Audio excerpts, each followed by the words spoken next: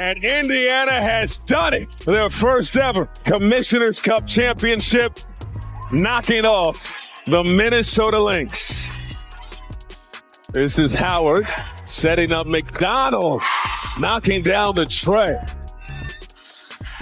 Finds a cutting McDonald, easy deuce.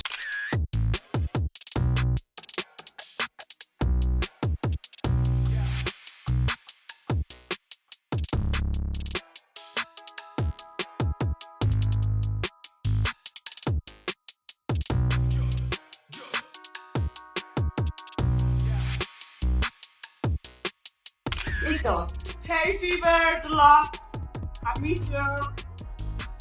You won't believe what just happened in the WNBA. The Indiana Fever were supposed to lose. No Caitlin Clark, no chance, right? Their biggest star, benched with a nagging groin injury. Their veteran leader, DeWanna Bonner, gone after mysteriously leaving the team. And standing across from them? The Minnesota Lynx. The reigning Commissioner's Cup champs. With Caitlin and her status, just how did she look? How did she feel today during shoot-around? And is she making progress and getting closer playing? She's making progress. You know, I think, again, top of mind, I think I told you this afternoon, is just long-term. You know, making sure that we don't have any setbacks. You know, making progress and feeling good are two different things. And we want to make sure that she feels good. We want to make sure that she's confident. We want to make sure that we're not putting her in a position to have any setbacks. And that's the priority right now. The most dominant team in the league. Vegas had them as 14-point underdogs. 14. But what happened next flipped the entire script. Before tip-off, even Fever fans were nervous. This wasn't the same squad that had captured the league's attention. They'd lost 3 of their last 5 games, and without Clark, their offense had turned sluggish. The passes stopped flowing. The chemistry looked broken. They weren't just losing games, they were losing their identity. And Aaliyah Boston? You could see it on her face. Frustrated. DeWanna Bonner was brought in for leadership. She was brought in for leadership. And do you want to know all that these young players learned from her? If things don't go your way, refuse to show up. Continue to get paid a max contract while you are sitting out, refusing to play. She got benched. She couldn't handle it. I want out. She's not playing well. She's getting criticized. I want out. She was fighting for position down low, hands up, calling for the ball. But no one was getting it to her. Guards were forcing bad shots. Everyone playing hero ball. This wasn't the team fans fell in love with. Meanwhile, the Lynx were rolling. Napheesa Collier was playing like a woman on a mission, an MVP frontrunner, ready to dominate in front of a sold-out crowd in Minnesota. No Clark.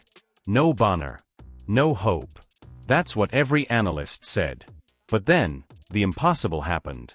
From the opening whistle, something had changed. They look pretty flawless, you know, in the way that they're playing. I don't know if different is the word as much as they look even more connected.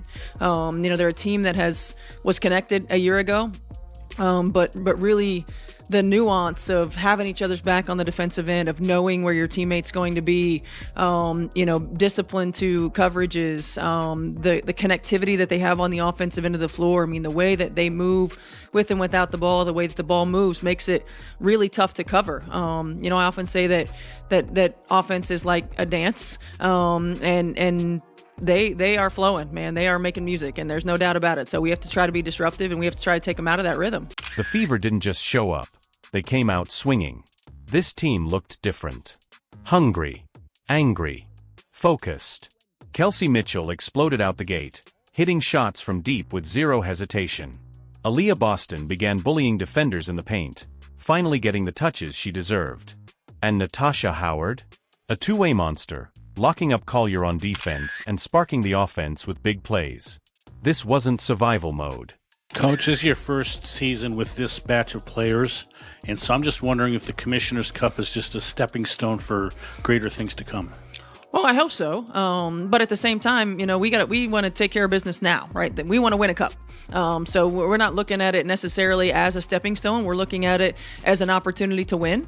And then we're looking at it, as coaches, as an opportunity to continue to stack days. We haven't had a lot of consistency in our lineup, and so we haven't really built that camaraderie and connectedness that we need in order for us to be successful. But we can take another step towards growth, another step towards consistency. On the floor, in execution, in energy level, we're playing the best team in the league right now, and we've got to come out and we got to play our A game. This was domination. And here's the wildest part. They weren't just keeping up. They were winning.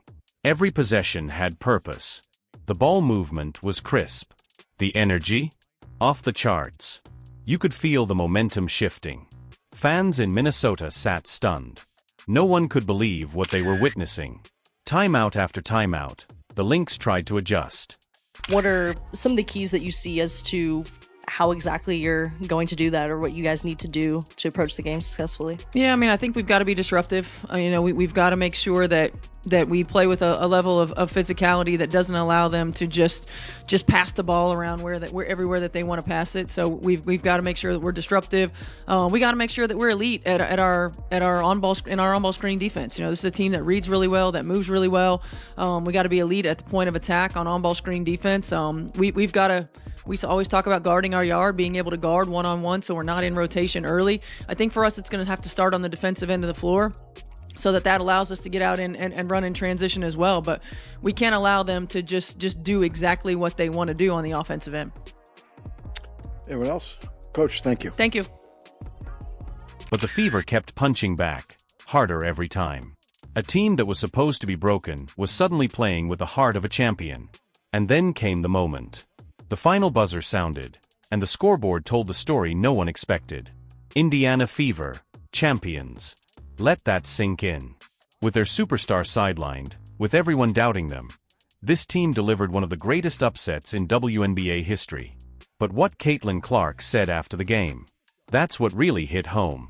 Reporters rushed over, asking what this win meant. Coming into this, you talked about so much, hey, you got to have the right approach, don't trick this off, have the focus. Take me inside that mindset of you guys coming into this game and how tonight was just a collective effort that got it done. I describe this entire experience as a gut check experience, and I mean that intentionally.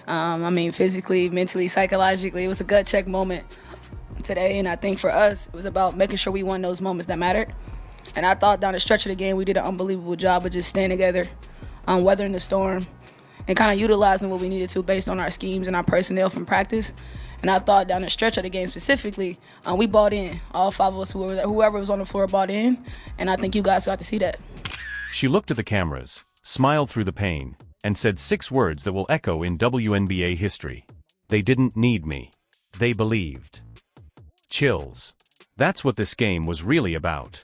Belief, heart, unity. So if you support the Fever, if you felt those emotions with every shot, every block, every second of this game, drop it in the comments right now. I've got the Fever. Because this wasn't just a win. It was a message. And trust me, the rest of the WNBA just heard it loud and clear.